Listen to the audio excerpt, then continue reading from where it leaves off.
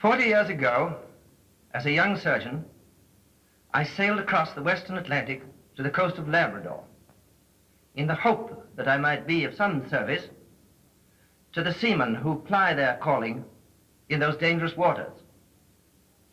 With the aid of helpful people throughout the civilized world, we've managed to keep the work going ever since, and growing. Amongst those whose devotion and help in the promotion of relief work in Labrador stood out above most others was Varick Frissell, who first came to the coast when a student at Yale University. His enthusiasm and interest in the hard and dramatic lives of the people was so great that he returned to the North at every opportunity thereafter. Gallant and unselfish himself, and earnestly desiring to be of service, he decided that he could best help by showing the rest of the world the people's dramatic struggle for existence. And so it was that it became his greatest ambition to create a motion picture portraying the people and country in truthful detail. After several years of preliminary personal work, he was able to bring to the North with him a technical group capable of picturing and recording this life in the form of the motion picture which you're about to see. After previewing it, I can vouch for its authenticity. I'm proud to see the lives of my friends thus depicted in this dramatic and authentic manner. After the editing and titling of this picture was completed, Frissell, dissatisfied with some of the scenes, returned with a technical staff to Newfoundland to retake them. The newspapers of the world on March the 17th blazoned the result.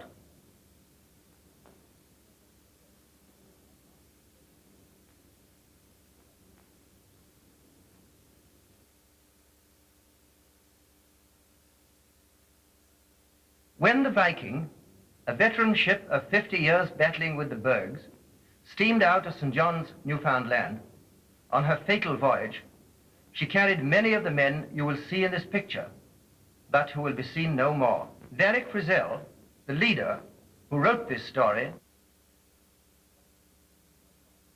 Carter, the mate whom you will see on the bridge when Captain Bob Bartlett turns the ship over to him as she reaches port, and many of the unnamed Newfoundlanders who lost their lives in the terrific explosion or subsequent exposure on the ice. What caused the tragedy of the Viking? The rescue parties which rushed to the scene by ship, air, and afoot over the ice were unable to determine, and it will probably remain forever a mystery. Our captain was a careful master whose precautions for the safety of his ship had always been successful. Every sealing ship carries explosives to blast the ice in which she is often jammed. You will see this done. Nevertheless, an explosion that was heard ashore many miles away tore the ship asunder.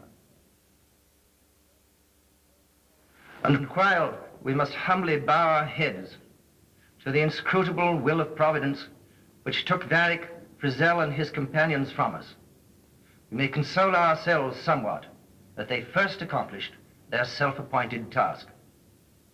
We hope and trust that you will find this, their picture, a worthy memorial.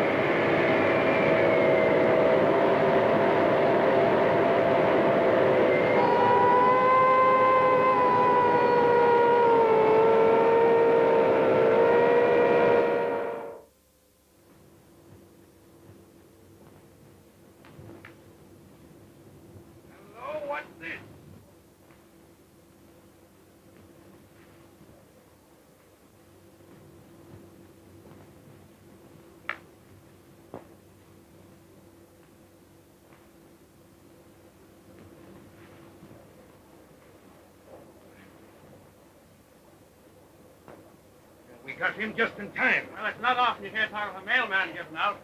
This storm was just a bit of a blow. A real man would have come through.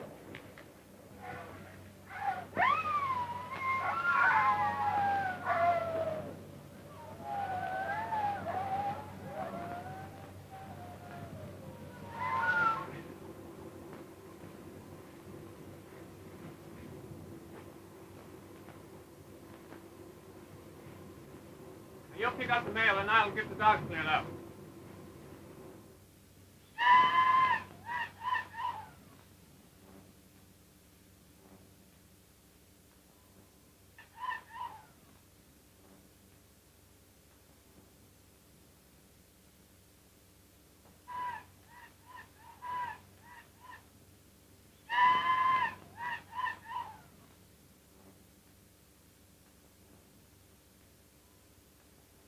Mary Jo! Yes, Mother? Look! That must be the new mailman. Poor fellow, this is his first trip, and he's yet to get through. Yeah, I'll get him in the house. Now you take care of the mail. Give a hand and bring it in here. Hello, Mary Jo. Here I am back again with a bumper load. If it's not fish or seal, it's a load of mail. But I always bring you back something. You're bragging, Jed. Can't you see the man's near perishing? Mother, we'd better get into the bedroom. He'll come to all right. Frostbit, that's all. Give him to me. He's pretty, isn't he? He's well. Such a fine fellow.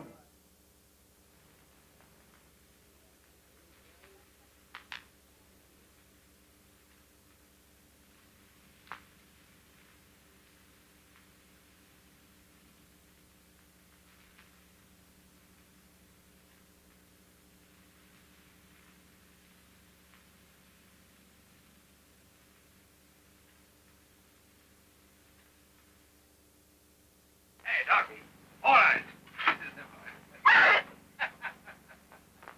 Hey, Jumbo.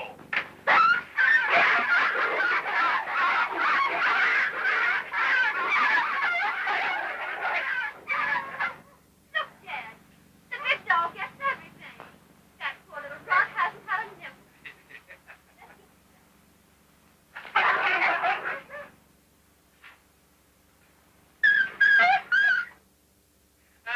Fine dog, that leader. He always gets his own way.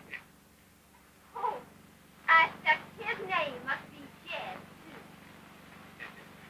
That husky would kill any dog that comes between him and his mate. And I do the same.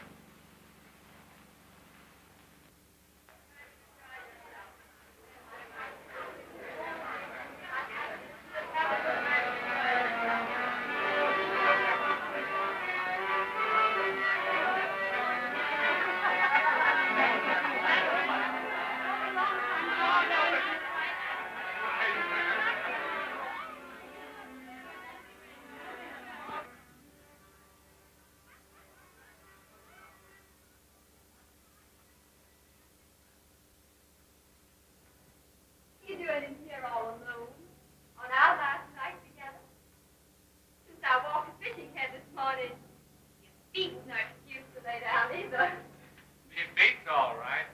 Then why don't you come dance with me? Because I was waiting for you to come in and talk with me. What fun can I have with that crowd? He knows what they thinks of me.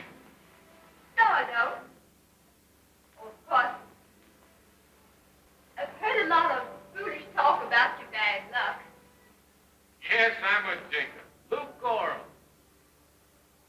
Sometimes I believe it's true.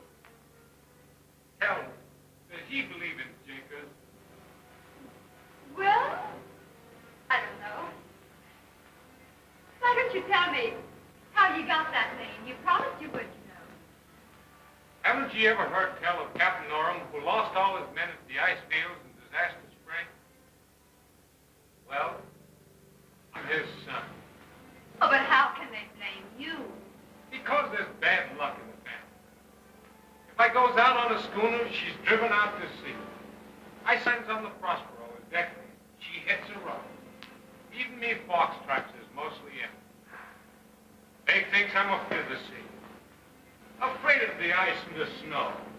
They says that I'm a coward and brings bad luck. Well, maybe they're right. Maybe I am a jinx. Even that mail contract I'm after messing up. Everybody wanted the job, so I takes it for nothing. Does you know why? No. So's I could prove they were wrong. Oh, Mary Jo, if only I could prove that to you. You can still prove it. Oh, if I could only get a berth to the ice. Well, can't you get one? They always turns me down. You carried the mail to show they were wrong. Can't you still prove it on the ice field? A man needs gumption out there to fight for his life. What are you two put together in here? Oh, just talking. You were just telling me he's going to St. John's tomorrow. Him going to St. John? For what? Why, to get us bed, of course. Him going to the eye? Going on a real man's job? Oh. Well, I never the devil ever. How can he drag a load of seals when he can't even carry the mail bag? Skipper Nelson, the first chance I've had to speak to you about that, I want you to know how I feel. To thank you for bringing me in with the mail. Well, I'm glad you understand it. I didn't think you did from all the thanks I got. Jed, how can you talk like that? Because I don't have no use for any little yellow pup. And you know it. That's why.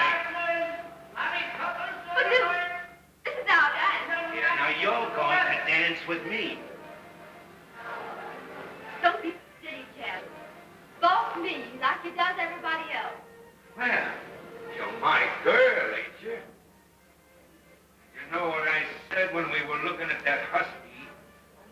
Don't be silly, Jed. I'm not anybody's girl. I belong to myself. Won't you ever understand that? I say you're my girl. And I want someone to get it through his head.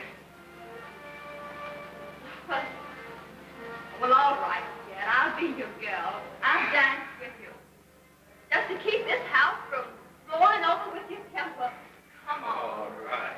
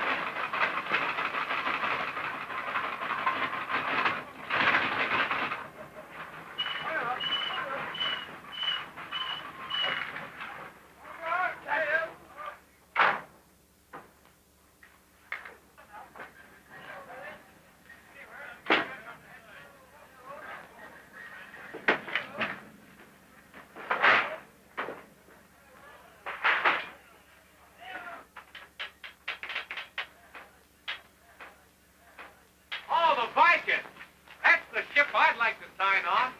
That's Captain Bob Barker's ship, and he only takes the best men. Well, Captain, how about a berth? Sorry, me son. 2-1-2. You know my reputation. I never lost a man. I can't take chances with little fellas. What's your name? Now, you better try the Polaris, Luke. Well, I guess you'd better run along then, Jack.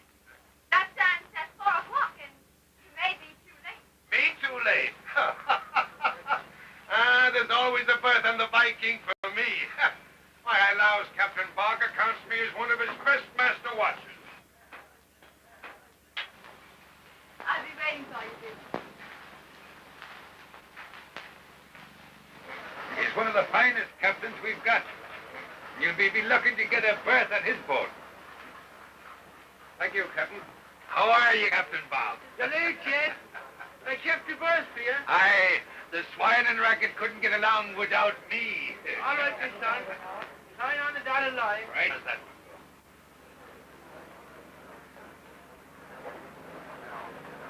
you are, Miss Son. Thank you, Skipper. Just because you're on Miss Sunday's side, there's 2 extra tickets. Thank you. Now, mind what I tell you. Get 2 good fellas, and 1 perish on me hand.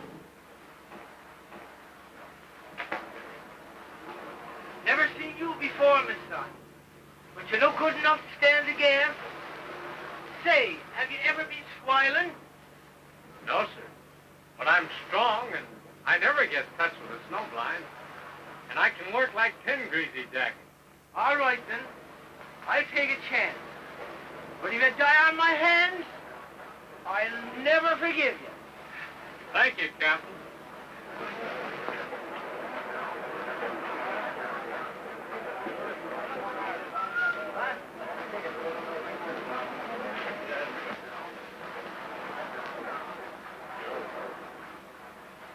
Is she the offspring of old Captain Oram? Is she his son?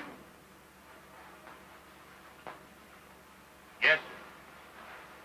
I'm sorry. I can't take you. I can't take chances with a jinker. It'd bring me bad luck. Oh, Captain, I know you're a knowledgeable Oh, wait. man.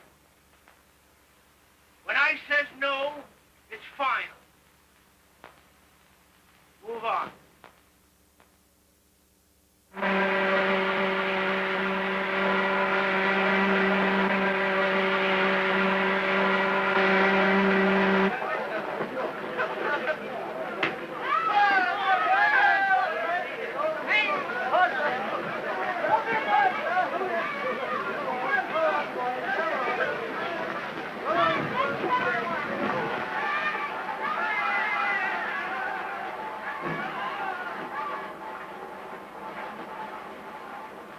Why do you care what happens to me, Mary Jo? Ever since they brought me to your house, you've been trying to do things for me. Why, I just wanted to see you succeed. That's all. It's no use, Mary Jo. Look at that before. Get going there, you hear me? Hey, boy. That girl of yours is not paying much attention to you. Mary Jo is just like all the women. They likes to make their man jealous. But she's my girl, and I'm going to make her admit it before this ship sails. You are you? Well, look.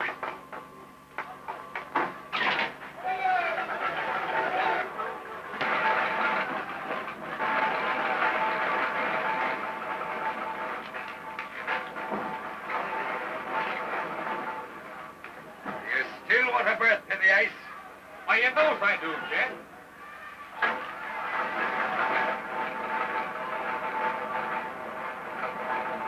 Now, get up, Paul.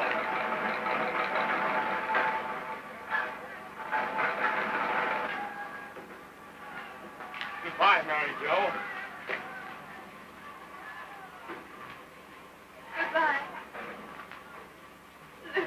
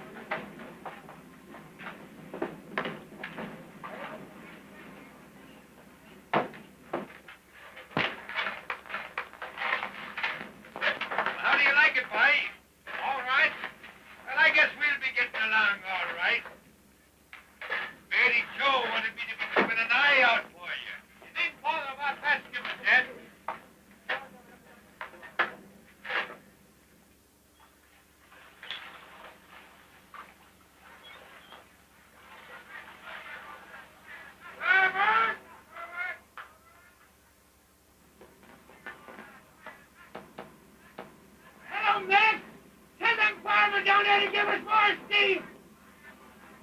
We're coming into the heavy ice.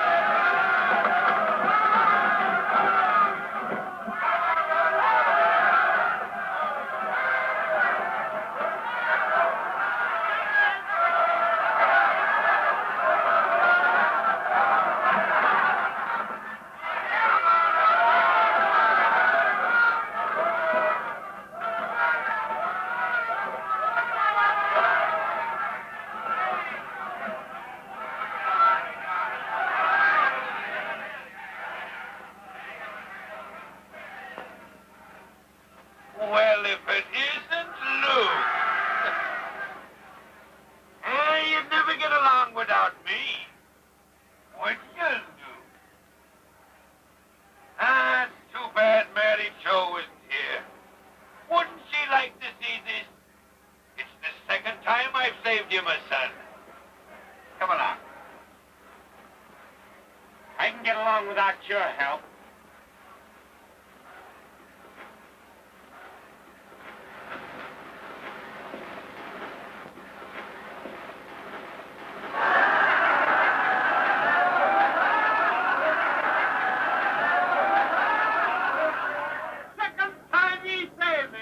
What are you trying to do? Make a fool out of me in front of the men?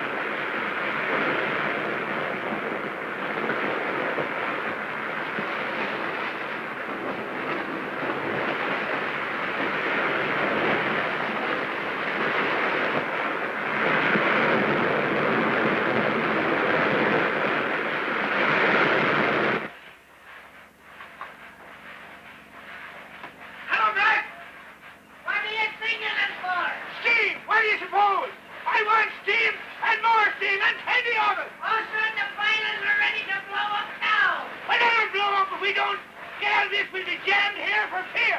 All right, sir.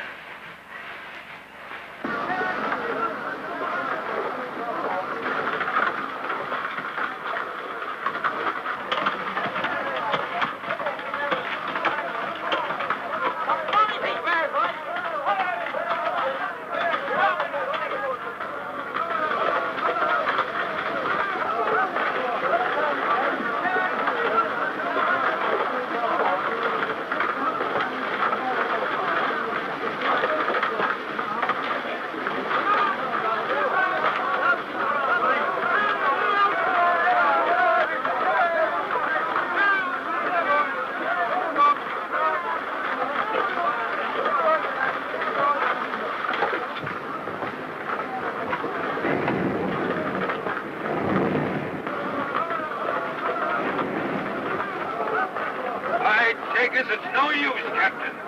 We're jammed fast. Yes, boy. It's a hard knot, all right.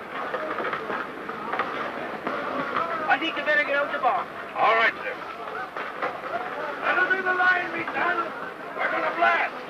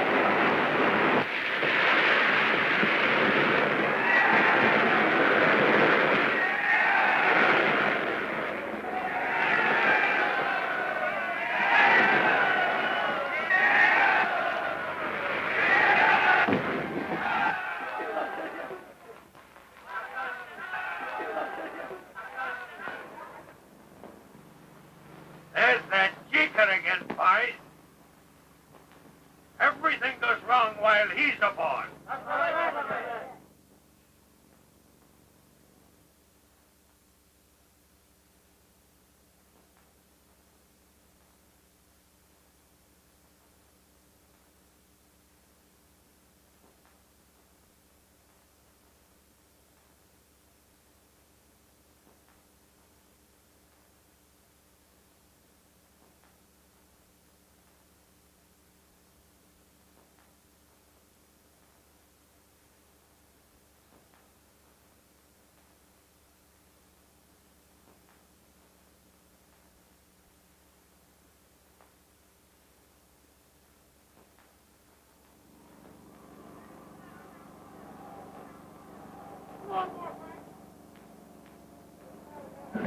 All right, boys, over you go!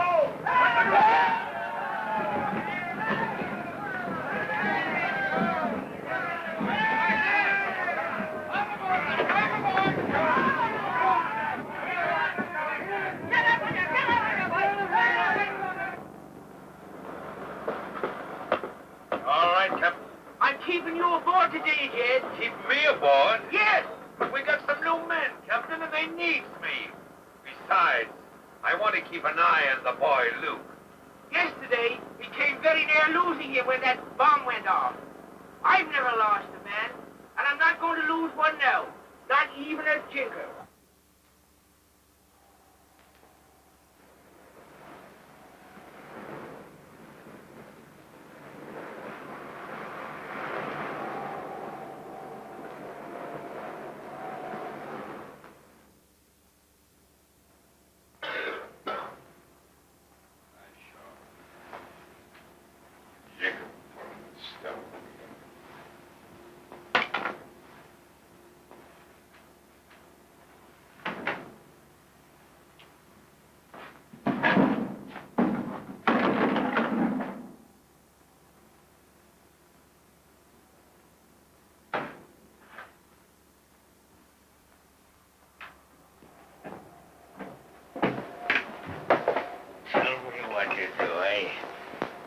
Sure that jigger.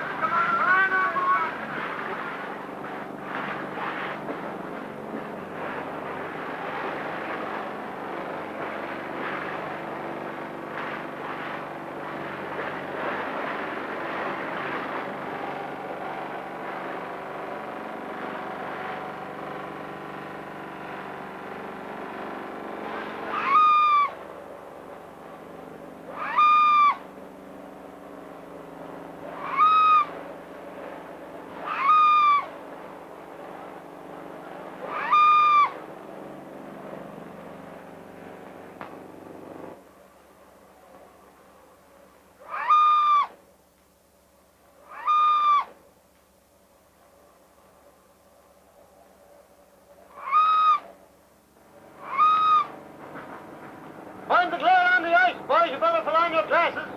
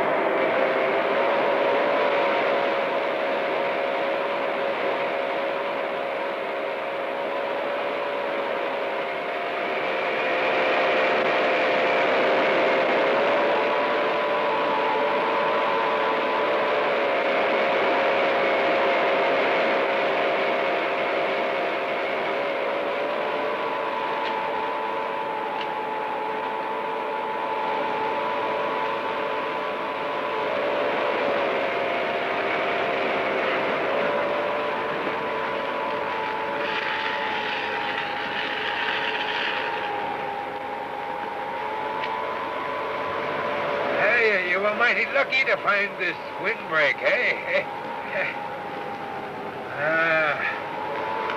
It's going to be mighty tough on the boys tonight.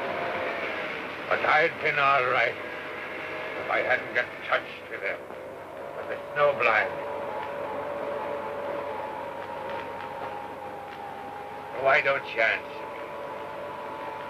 me? I can't see you. Who are you? Luke Gorham. Luke Orem. I know you tried to kill me today, Jet. I'd be well under the ice now if you hadn't have missed that shot. I was shot. Oh, what's the use of lying? We'll likely both be froze before the morning. The fat's almost gone. The fire's the only thing that's keeping us alive now. You're not hauling the card off me. Let me touch you. You keep your hands to yourself, Nelson.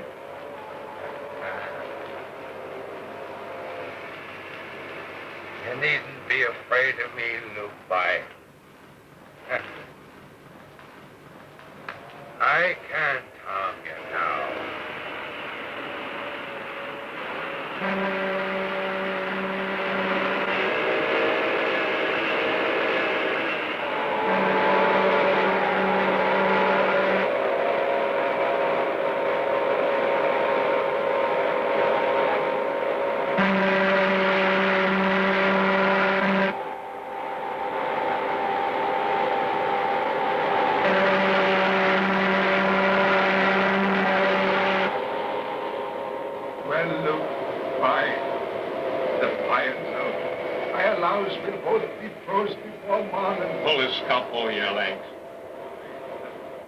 When the Viking gets in open water, she'll never find us, never. Stop whimpering and we'll walk ashore.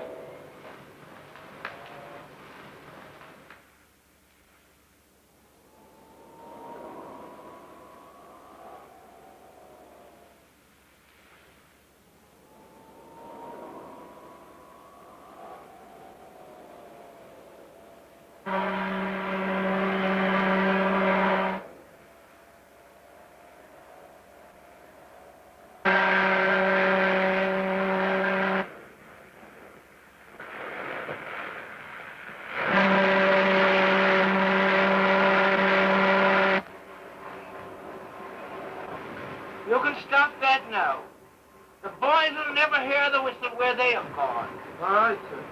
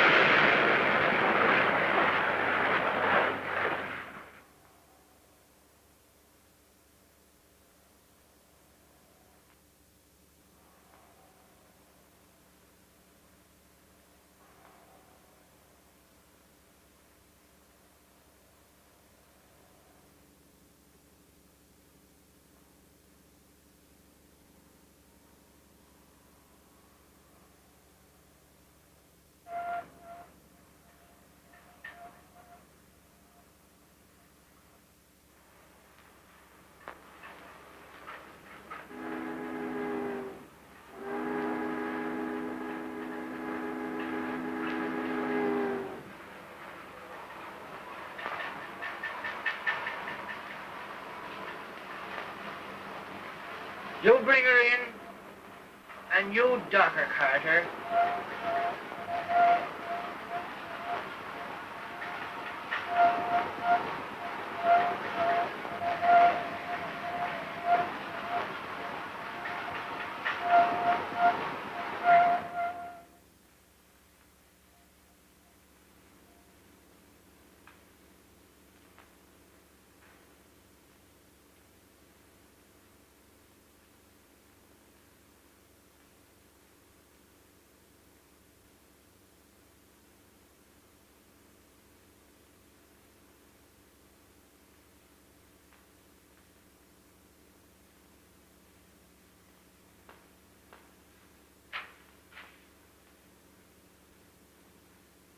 Captain Barker might have known there'd be a disaster with that chicken aboard. Well, it's the truth.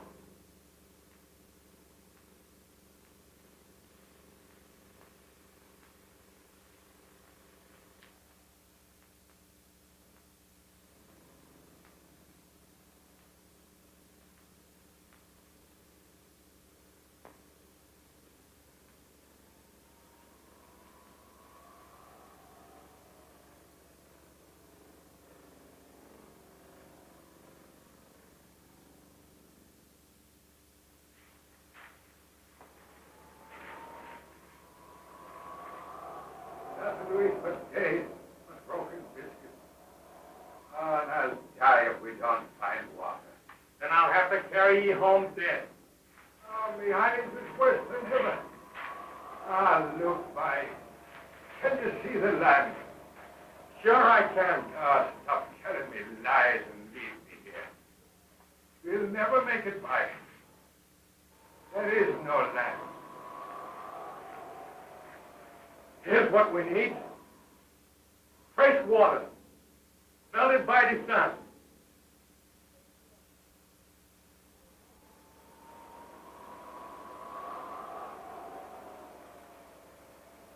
That'll keep you going for a while. Come on, mailbag. I'll get you through to Mary Jo this time. I'm inclined to the fact.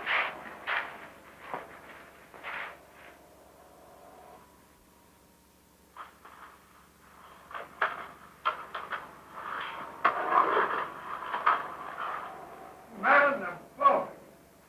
What happened, Luke? Why, nothing, he got me. He slipped and fell, that's all. With a drift in a pan.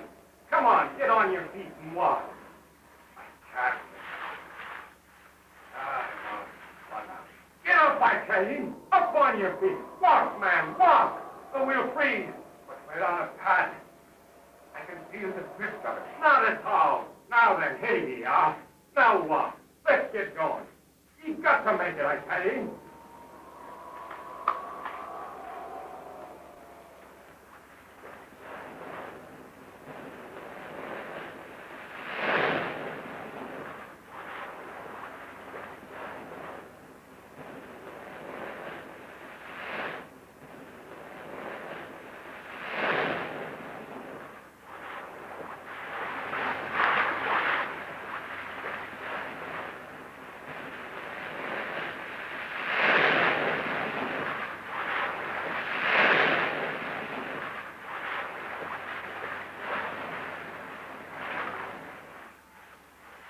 Leave me right where I am.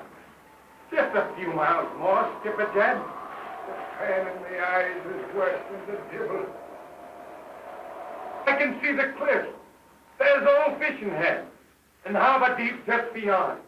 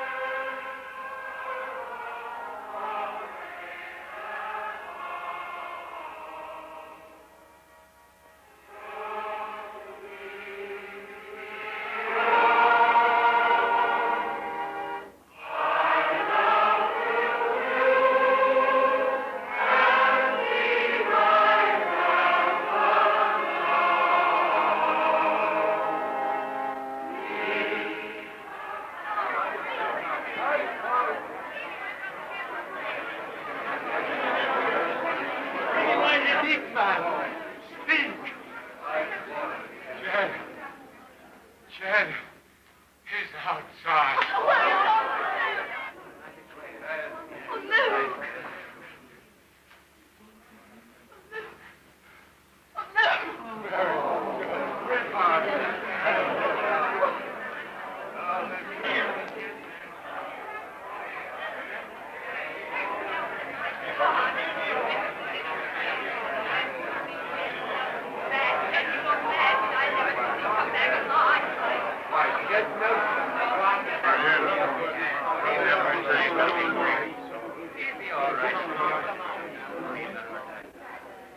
Where's Luke? He's all right, Skipper Jed. Don't you worry about him. This makes twice you've saved Luke Orham's life, Skipper Jed. You're wrong, my son. This time, it was Luke that saved my life. I'm one of those that called Luke Orham a jinker. But when the sight comes back to me eyes, I'll whip anyone who says Luke Orham's a jinker.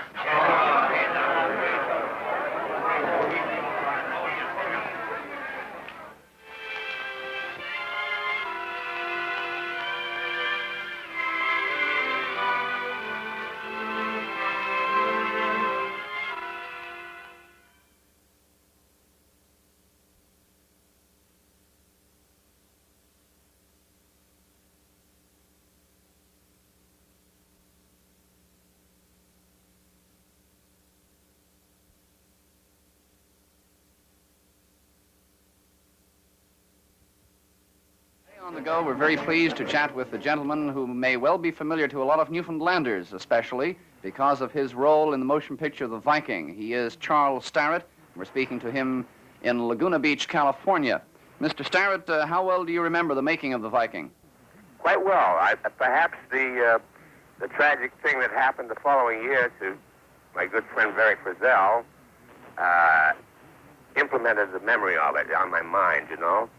When did you come here first, in 1930? We got there in the early part of February or late January of 30. It was in the winter. How long did you stay then? We did all our location shots very close to St. John's, and around St. John's, down at the pier, you know, the wharf and so forth, in the harbor. And we did some location work out at Kitty Vitty. See, I think we were there about 3 or 4 weeks. But then we shipped out just about 2 weeks before we got into the main herd of seals off the coast of Newfoundland. What did you think when you were originally cast for the film? This was the second picture I ever made.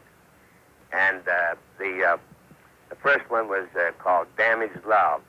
It was about 1929, and sound had just come in. I remember Flaherty's picture, the great picture, Nanook of the North.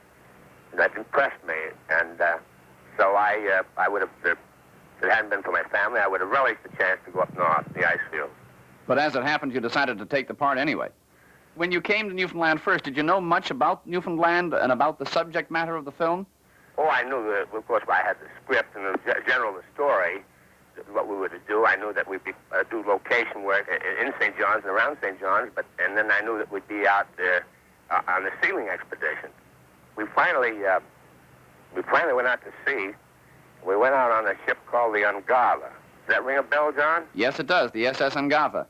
Well, you know, we went out on the Ungava, and that was a steamer that was from the States in the Great Lakes, and was sent to Scotland, and I think she was lengthened and rebuilt more or less for this for work in the ice fields.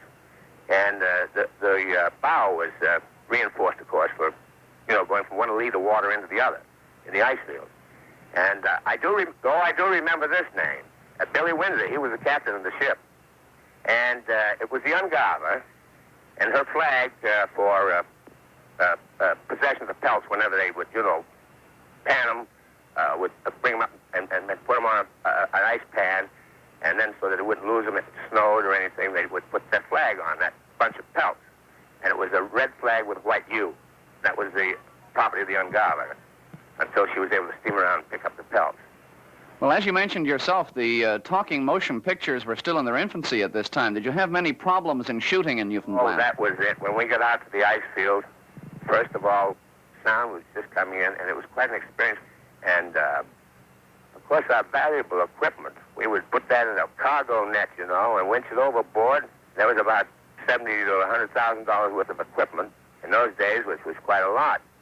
And it was primarily experimental equipment and special things we had to combat the winds and the various sounds, you know. We always stood around just gasping and hoping that nothing would happen, you know, to this equipment.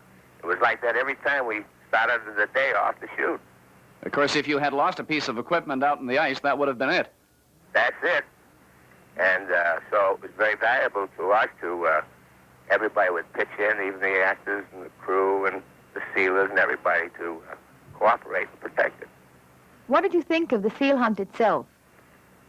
Well, I knew what I was getting into, more or less. I read about it, you know. It really exceeded my expectations of anything I could think of. I was quite amazed about it. Here I was about to embark on I think at that time, one of the biggest organized hunts in the world.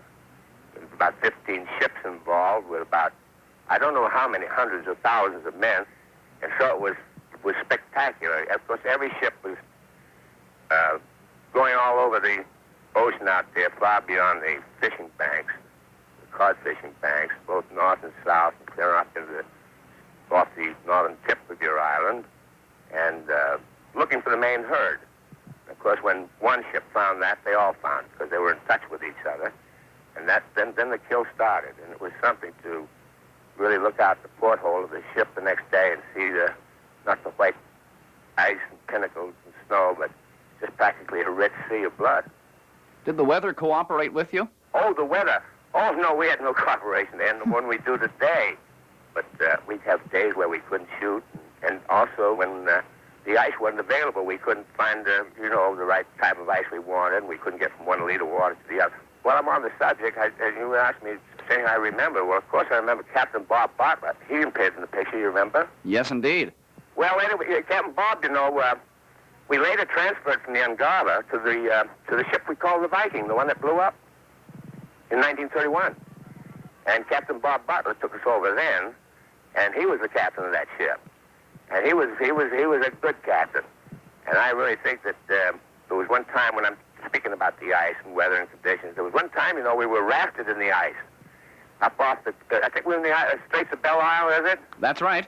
And, that's when the ice gets rafted under the ship, and lifts it completely up on ice, and you can't blow your way out. We tried and everything with like gunpowder, cans of it under the ice and so forth to see if we could loosen it up, get the ship back down into the water, and see if we could get out. But we were frozen in there. As you see, that's an onshore breeze, and the ice kind of goes under each pan of ice and goes higher and higher until it lifts the ship right out. You've probably seen pictures of it. Who were some of the other people who were in the movie with you? Well, Arthur Vinson, a New York actor. I was talking about Bob Bartlett. Did you ever read Bob Bartlett's book, Captain Bartlett's book? Yes, I have. Do you remember how he spoke about the New York actors, that they'd be happier back on Broadway eating hot dogs than out there in the ice fields? Remember that? Yes. Well, he really wasn't that way at all with us, He was wonderful. And when I was telling you about this ship being, when we were rafted in the ice there, and we're getting low on provisions, that's when I got to love seal flippers, and also codfish heads, and apples. He got us eventually out of that jam, and he got us through a big northwest gale one time. I think we all, we were pretty grateful to Captain Bartlett. He was a good captain. He knew the weather, and he knew the ship, and he knew what to do. He was great. Had you known Varick Frissell prior to this motion picture? No, I'd never met him. Didn't know him at all. And I was a little skeptical about him. I made some tests at the old Paramount studio in Astoria, Long Island, and they were the type of tests that I thought, gee, this guy is just out of Yale, and he's a young fella, and I wonder if he knows his business, and I wonder if I'm going to do any good, or what. I was kind of skeptical of him. But, of course, he didn't direct the picture. but he was financing it and so forth. And if you know his background, he did a lot of photography himself. He took some big chances to get some wonderful film, and I believe he did. In that picture, he got some wonderful film. I mean, we put him down in on the bow of the ship, and he had an 8-ly camera, which is pretty heavy, but we put him down there with some ropes so he could get a good angle on the ship, hitting the ice pans, you know, and going up over them and then breaking and crashing down and so forth. He got some great shots through the picture. And he was wonderful. He was inspiring to work with because he didn't take foolish chances, but he was so anxious to do a good film, to do something really good, and he appreciated this whole venture and wanted to get it all on film. He was wonderful. It was just a shame that this tragic thing happened to him. He might have gone on in some way in the business and done some great things. Of course, that was in 1931 when he came back to do some reshooting, eh? Yes, did you ever read, when that ship blew up, did you ever read that Varick was sitting in the stern of the ship, the salon? I think it was an old square rig. And he was in the process, you know, at that particular time of making out a sign, danger, explosion, explosives, you know. That's right. No He never completed that sign. He never completed it. Were you pleased with the outcome of the film when it was released eventually? Eventually I did. When you look back on any picture of that vintage and any a picture especially made under the hazardous and trying conditions that we made that under. Did you not play the Durango Kid? Yes, I rode a lot of miles for virtue and goodness, spend money. But I was very proud of the fact, if you'll forgive me, that I put in 17 years with one studio and on an optional contractual basis. And I think it's pretty close to a record for one actor at one studio. It must have been a very exciting time, was it, Mr. Starrett? It was very exciting. It was a very exciting era. It was glamorous and really just about what you've read. Have you ever been back to Newfoundland? No, I haven't. After I left Paramount and freelance, I made another picture in Canada. I made it in Toronto, outside of Toronto. It was a little town called Erie. I think we were on location. It was a town that grew on all of us. We loved it. We loved it. The people were most hospitable. And it was an independent picture, but it paid well, and I went back to Canada and I did that. Then I did 2 other pictures. You know that in Vancouver Island, in Victoria? Then I was under contract to Columbia, and we made what we call quota pictures. You spent $2 American money, $1 Canadian. And then you could release 2 or 3 more pictures. Maybe we can talk you into coming back to Newfoundland for a visit. Oh, I would love it. I'd bring my fishing tackle and I'd come back when those salmon are running. I want to tell you how much I admired the men, though, that went out there to sea in those days. This meant a lot to them, you know, in terms of financial benefit. To them, it was like a bonus, you know, considering the hard work that they had in the cod fishing. And it was wonderful, and the way they could get over the ice and do these things was marvelous, because none of them could swim, you know. A sealer, if one of the men fell in and he couldn't swim, why, they had these gaffs. They just hook him wherever they could, pull him out, and get him to the ship's doctor, and he'd give him a half a tumbler full of that Hudson Bay rum, and which I think is 140 proof, and he'd feel better. He liked it. He could drink it right down. I've seen him drink that down, a tumbler full, and then the doctor would go ahead and stitch him up, and they liked it. They used to call the drinks a mug-up. I've got to come back and have a mug-up and go salmon fishing. We'd like to thank you very much for taking time out to chat with us, and I'm sure that many Newfoundlanders will recognize your name and have fond remembrances of you when you were here. They do or don't. I feel like they're old friends, even though I haven't met them, because my memory of St. John's and the island and the whole thing is very vivid. And Miss O'Brien? Yes? To both of you, I'll just say, as the cowboy says, keep everything downhill and shady till I get there. Okay, we look forward to seeing you. All fine. Goodbye. Charles Starrett, who starred in the motion picture The Viking.